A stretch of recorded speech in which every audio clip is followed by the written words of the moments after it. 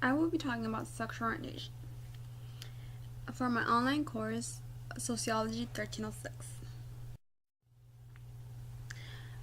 The overview, we're going to be talking about the LGBT community and how they're discriminated by their family and the public, and that being so, they acquire disorders that affect their everyday lives. I chose the feminine perspective, which has two parts, which is the liberal and the conservative. What is sexual orientation? Sexual orientation is classification of the individuals according to their sexual preferences, which are like emotional, sexual relationships, and lifestyles. This community has one of the largest problems, which is discrimination, and the community consists of lesbians, gays, bisexuals, and transgendered. A family is something big for them. Coming out isn't something easy. They're gonna fear the disappointment, the reactions, and what the family might do if they're seen differently, if they're excluded. And the fear increases more when they're from a family that is very religious, making them overthink more the situation that they're in. Family has a very important role in every individual's life, making it even harder for those people to come out with the truth that they've been hiding, that their sexual preference is not what they were born with, that they chose to change because they felt different. These individuals get assumptions that if they come out, things are going to change, that they're going to be excluded, that their family's not going to get with them for gatherings, that they're not going to feel comfortable with them. They're going to feel constantly thinking, they don't want me here, I should leave. And this might increase more if they're from a very religious family where they don't approve of them. And that they feel unwanted, that they want to leave, that they don't want to be part of it no more. Family is not only the only issue. Public situations are also very difficult for them because they can't go to school and feel safe without being discriminated, harassed. Work becomes hell. What you once wanted can't obtain because of your sexual orientation. Society starts seeing you differently, making faces, and treating you differently. Now, the individual doesn't just suffer from their family, they suffer in education. They're scared. They're going to be harassed, abused, beaten up, discriminated, put down. And this problem doesn't just go with school. It goes to college, it goes to work. The workplaces are now very difficult. You don't obtain a job because of how you look, how you portray yourself, because of your sexual orientation. You don't get that promotion, you get fired just because of suspicions.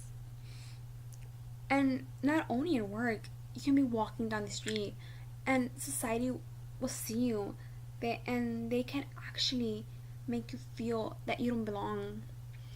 There's some places that, being that they're so judgmental, that they deny you the right to purchase an item, being that there's no article that protects you to do what you want when you want and get what you need. This is just a chart saying that 26% of the individuals identify themselves with their orientation in college, 48 during high school, and the remaining in their lifetime. And many has to do because of harassment, fear of coming out, and they don't feel that they can. Being that they have such a fear, they might acquire disorders. And it has been said that they have the poorest mental health because of high stress levels, depression, anxiety, substance abuse. And substance abuse can even lead to suicide. As I said, in certain studies that have been made, they have noted that the LGBT community has the poorest mental, not only the poorest mental, but also the poorest physical health. This is mainly caused by those levels of stress, depression, anxiety, substance abuse, and this leads to suicide. And some people might try escaping them by going to a less populated area to have a new start, but they grow more confused, isolated, and that their health goes down. Everything is going downside, and they don't have what they were all looking for, a new start. In the feminine perspective, there's two. It's divided in two parts, liberal and conservative. Liberal perspective supports the individuals, and they believe that love has no gender. They desire equality for everyone. The conservatives are more traditional. They don't believe in change. They think that same-sex marriage has consequences. That being said, they don't approve. The liberal feminists believe that the LGBT community should be open about their sexual preference, and they support them. They think that change is happening with time, and change is going to happen, and so are the views. And liberals approve same-sex marriage because they think that love has no gender, and it's okay for them to have their significant other by their side, just as any straight person. The conservative, on the other hand, they are the total opposite. They don't support the LGBT community. Majority of the conservatives are religious and think that same-sex marriage is sinful. They don't want this to happen. They don't approve of it. They have such a different idea. Their idea is that the LGBT community should go for benefits such as national health, being that they think that marriage is rooted to property and power and not love, where the LGBT community thinks that love is the drive for same-sex marriage.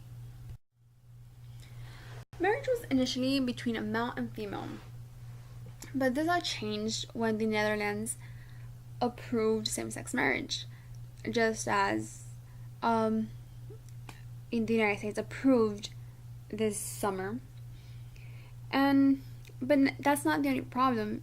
Marriage doesn't mean that they cannot adopt. And that being said, that might lead to the same-sex couples to want to form a family by adopting and expanding. During and before the 20th century, marriage was initially between male and female. But the Netherlands broke that tradition.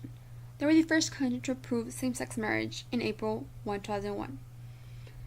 And regardless of what the conservatives feel, the liberals got their point, and they believe that love has no boundaries.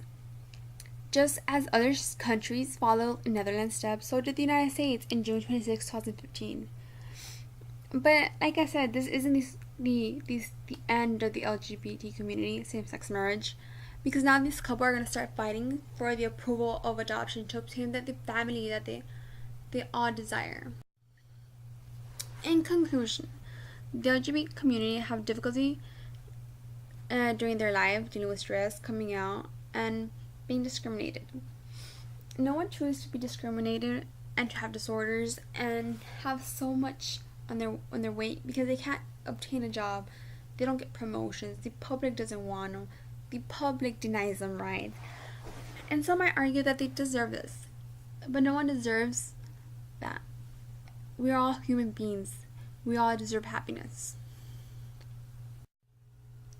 Thank you for viewing. This is just a quote. I hope you like it. Thank you. Bye.